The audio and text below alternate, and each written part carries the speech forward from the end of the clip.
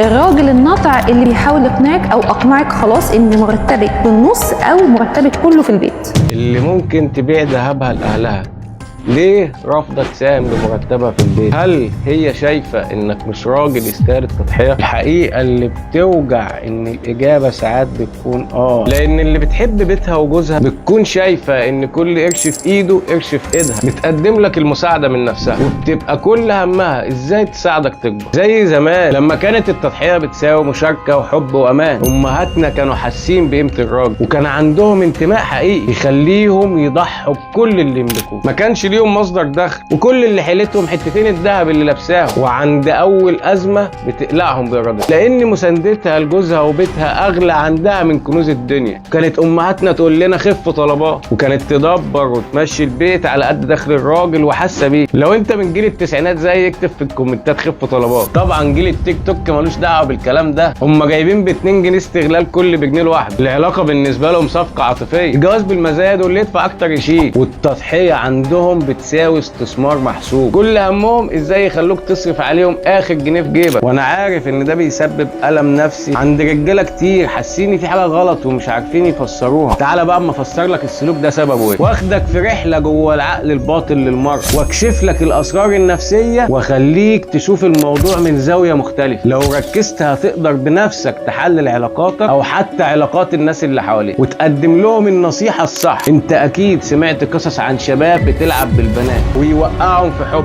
ويستنزف فلوسهم ويرميهم، صح؟ واحيانا يخليهم يتداينوا وياخدوا قروض عشان يرموا الفلوس دي في حاجه، واغلبهم فيمينيستات على فكره. ويجي هنا سؤال مهم، ايه السبب اللي بيخليهم يضحوا بكل فلوسهم للواد اللي ملوش لازمه ده؟ انت اكيد سالت نفسك السؤال ده قبل كده ويمكن ما لقيتش اجابه. ببساطه لان الواد السيكي بيكي ده كانت شغفها حبا يا باشا، عندها شغف وانتماء تجاه العلاقه وبتعتبر نفسها جزء من القصه. يعني المشكله مش ماديه، المشكله انها مش حاسه بقيمتك في حياتك، مش شايفاك محور حياتك. بس في سؤال تاني مهم، هل هي بتقول على الواد اللي مقشطها ده ناطق او مش راجل قد المسؤوليه وبعدت عنه وقالت له انت طمعان في فلوسي؟ بالعكس، ده هي اللي بتجيب له اغلى الهدايا وشغاله له سبونسر، دي ساعات بتحوش له عشان يتجوزها. ده لو رفض مساعدتها هتزعل وتحس ان هو مش بيحبها وانها عاجزه عن انها تقف جنبه. طب تفتكر هي بتطلب من الواد ده طلبات تعجيزيه زي هدايا غاليه وخروجات VIP؟ سيبك انت تجاوب في الكومنتات. على فكره الست اتخلقت اصلا علشان تكون النص الحلو في حياتك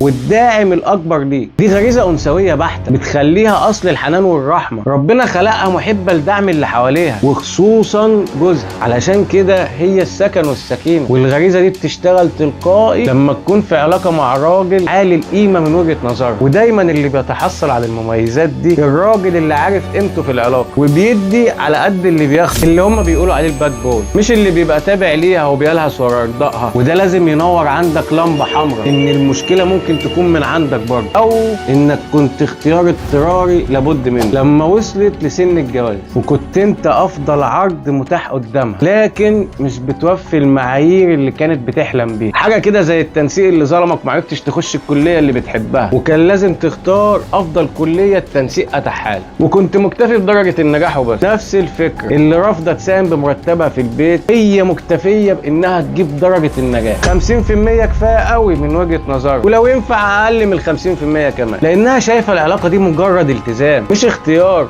مش قيمة وجودية في حياتك. فصعب تكون الايد اللي بتساعد. واكيد انت بتحس بده في جوانب كتير من علاقتكم او علاقات تانية حواليك. ايه مالك مش مركز ليه؟ انت متضايق عشان ما دخلتش الكلية اللي بتحبها؟ انا كمان زيك. اكتب لي في الكومنتات دخلت كلية ايه، عايز اشوف احنا كام واحد. النوع التاني بقى والنسخة الاسوأ اللي ملاش علاج انها تكون ارملة الفا صاحبة ماضي يعني، او عندها اعتقادات مغلوطة بتخليها تعتقد ان من اهم ادوار الزوج انه يوفر الحماية والاستقرار المادي للزوجة ويضخم ثروتها، وطلب المشاركة بمالها يعتبر هدم للصورة اللي كانت في مخيلتها عن الجواز والاستفادة المادية من الزوج كسبونسر. قولي مميزات العريس. بسبب شعورهم المزيف بالاستحقاقية، بسبب المجتمعات النسوية اللي بتتلاعب بغريزتها، اللي بتختار الأمان وتحولها لسلوك مكتسب اللي بيخليها تحطك تحت الميكروسكوب. والمرأة العاملة بالذات بتشوف إنها شايلة حمل كبير قوي في العلاقة، وبتشوف دورك صغير بالنسبة لدورها اللي شايفاه عظيم، وشايفة إنها أفضل وأعظم من كل الرجال علشان بس هي بتشتغل. فالرجال قوامون على النساء هنا مش ان انت اقوى منها، لا، ستات كتير اقوى من احسن راجل ممكن يكون من النوعيه بتاعت اصرفي عليا وعلى البيت. وادينا شايفين اهو الفيديوهات مليانه السوشيال ميديا اليومين دول، كل واحد طالع يكوكي يقول لك هي تصرف على البيت، تصرف على انت مين؟ انت مين انت؟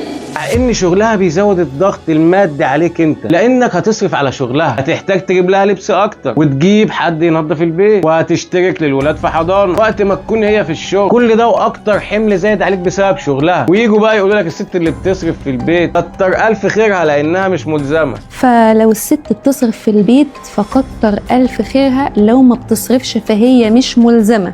لازم تفهموا كده، ولازم الاجيال الجايه تربي عيالها على كده، علشان في بجاحة بتحصل اليومين دول غير مبررة. مصدقين نفسهم قوي. ودلوقتي بعد ما حللنا الموضوع لازم نجاوب على السؤال اللي ناس كتير ما عندهمش جراءة يجاوبوك عليه بشجاعة: هل انت من حقك تطلب منها تساهم في البيت؟ الإجابة انه طبعا حقك. بس قبل ما اقول لك ليه حقك، عايز اقول ان ضد فكره ان الزوجه تشتغل غير للضروره وبضوابط، واتكلمت عن الموضوع ده بالتفصيل في الفيديو ده. ليه بقى بقول انه حقك؟ بل انا بشوفه واجب عليه. ده عمره ما بيكون تفضل ولا كرم منها، لان دور الست اصلا رعايه بيتها وجوزها، وانها تكون السكن، وشغلها هيجبرها تاثر في دورها. واللي تقول لك انا بعرف اوفق واوازن بين بيتي وجوزي، فكك، ده كلام مصاطب، وفي الغالب الكلام ده غير قابل للتطبيق. وهي لازم تعرف انها هتقدم حاجة مقابل ده، وتساهم بجزء من مرتبها كتعويض على تقصيرها في حق الأسرة والبيت. وما ينفعش تعمل ده بمزاجها ولا في البند اللي على هواها زي الرفاهيات مثلا، لا، ده حق البيت والعلاقة دي عليها.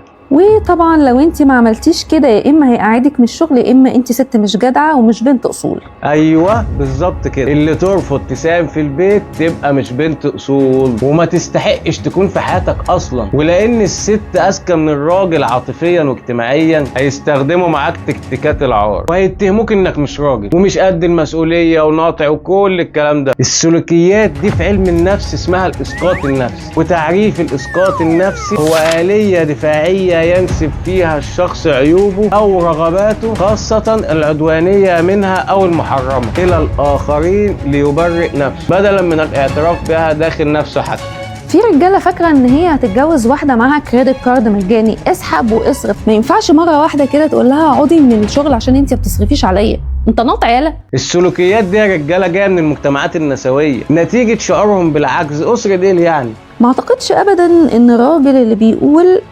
مرتبك النص بالنص بيعمل كل حاجة في البيت النص بالنص، المواعين بالنص، الغسيل بالنص، النشير بالنص، تنظيف العيال بالنص، توصيل العيال بالنص، كل حاجة بالنص، مش بس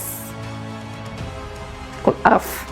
فلو هنتكلم من الناحية الشرعية، النفقة واجبة من الزوج 100%، أكل شرب لبس مسكن، كل حاجة.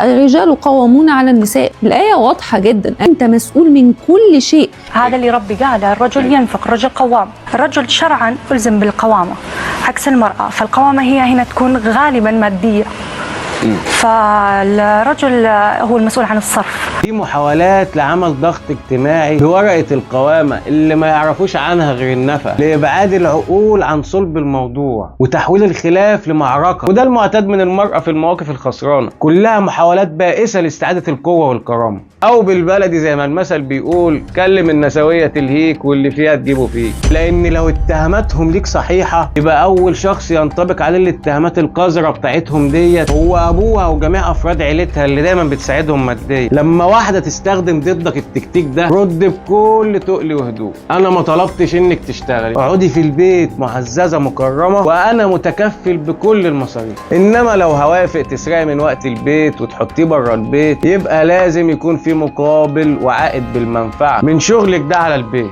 هتاخدي يبقى تدي، مع إن فلوس الدنيا مش هتعوض تقصيرك في البيت. واضرب على الحديد وهو سخن واسألها: انت بتقدمي ايه لزوجك واولادك مقارنة بربة البيت، علشان ما نلزمكيش بالمشاركة في المصاريف. واوعدك انها مش هتعرف ترد ومش هتفكر تجادلك تاني، لانها حتى ما بتقدمش الحد الادنى اللي بتقدمه ربة المنزل، وهي متمسكة بشغلها لان هو هويتها، وما عندهاش اللي تقدمه لجوزها غير نجاحها في شغلها اللي بيمثل لها الاستقلال، وان هو مصدر قوتها زي ما هم مفهمينها. يبقى على الاقل تقدم جزء من مرتبها. وانا ما اقصدش انها تصرف على نفسها او تجيب حاجات ثانويه في البيت، لا، المساهمه في المصاريف الاساسيه دي حاجه تانية خالص. بمعنى لو مثلا مرتبها قد مرتبك يبقى انت تشيل النص وهي النص، ولو مرتبها اقل يبقى تساهم على قد مرتبها. وفي بقى رجاله تيجي تقول لك ايه، اصل انا مسؤول من كل شيء، اجيب لها كل حاجه على مقدرتي، فيقوم مقعدها تحت السلم.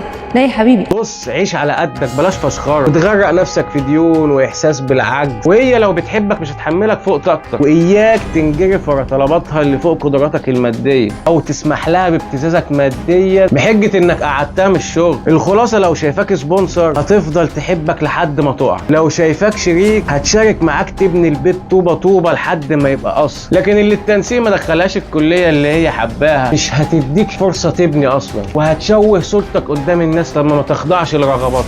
ودلوقتي انا وضحت لك الصوره كامله، وانت تقدر تتحمل وتكمل، بس وانت بوعي كامل، او تغير العتبه وتعيش مع اللي تستحق وجودك في حياتها. واسمع الفيديو ده عشان تعرف ليه بنقول بلاش الموظفه.